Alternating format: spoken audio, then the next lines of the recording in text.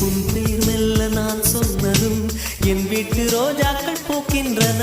ஒரு நாள் உனை காணாவிடில் எங்கே உன் அன்பென்று கேட்கின்றன. நீ வந்து